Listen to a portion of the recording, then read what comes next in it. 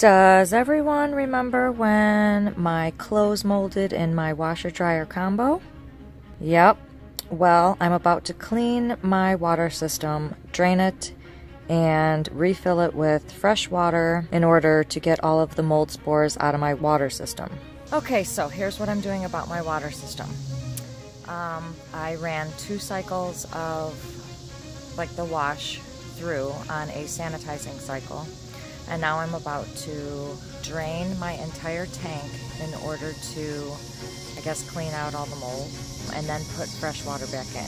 Kind of don't know what I'm doing, so I'm gonna give it a try. All right, I hooked this hose up right there, and I'm going to take it over to the sewer. I'm gonna go back over here and turn this hose on.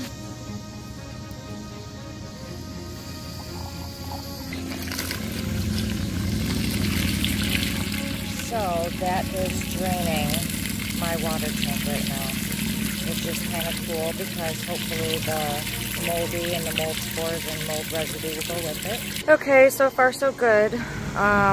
It's all coming out of the tank. It's going kind of slow because it's hooked up to a hose, but it is slowly but surely draining. And then I'm going to fill it back up with 150 gallons of fresh water, so it won't be rainwater. And you can recycle this and use this in your filters for however long you want. I'm just choosing to do this now because of the mold. I purposely had them put this in because just in case I wanted to sell the tiny house and the people didn't want a composting toilet, so I got sewer hookups and water hookups just in case I wanted to switch any of my systems back over to on-grid. That came in handy because whenever the water system fails, I could use regular water, and whenever the compost toilet fails, I can use sewer. Right now I am using sewer for the urine. It's being diverted right there. We are on halfway. This is taking a while, but we're getting it done.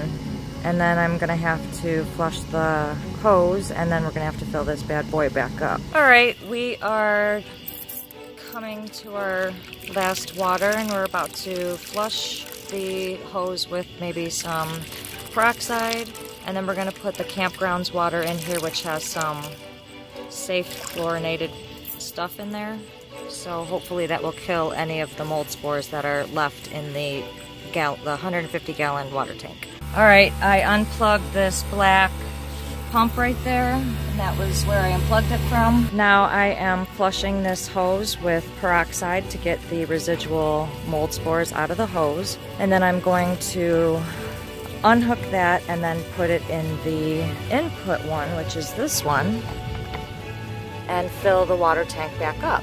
And the chlorine that's in the campground water will clean the tank. Now we're gonna turn on the water. All right, I actually had to wait till the morning in order to finish this job. So here's the inlet right there for the water, and I'm using the campground water right now. And here's the thing, there wasn't I think it's called a check valve. So this water going in wasn't filling this tank, but so what I had to do was go inside and run the water, and then the water would actually gather up in the sink and go back into this tank.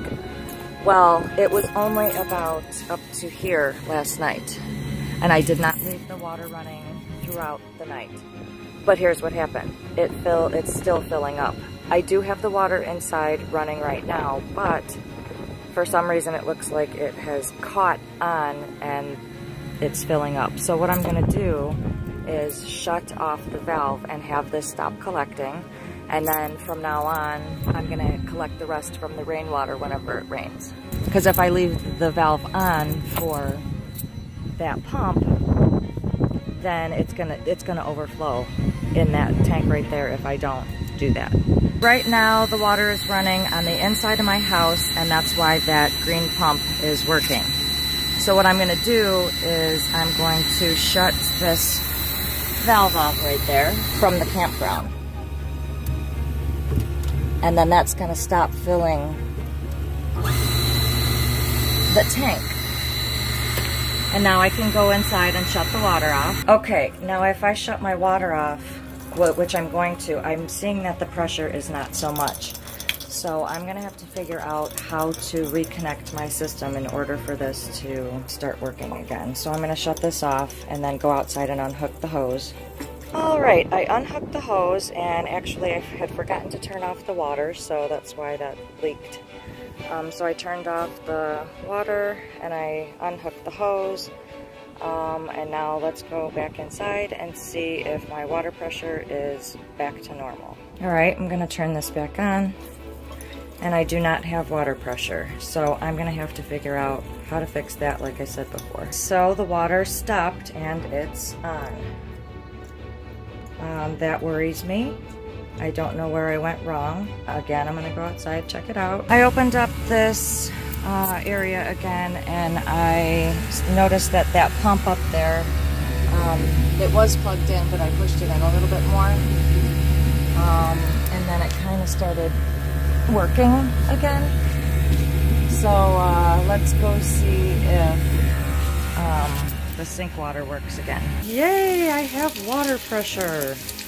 Hopefully it'll stay like this, and I think it was because that black cord wasn't plugged in. So at least it's up and running, and my tank is filled again with fresh water. So that took some work.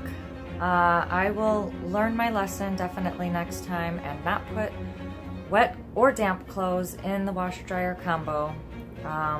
But I do know how to drain and refill my water tank now with the campground water, which is a plus. Don't forget to subscribe below, and thanks so much for following.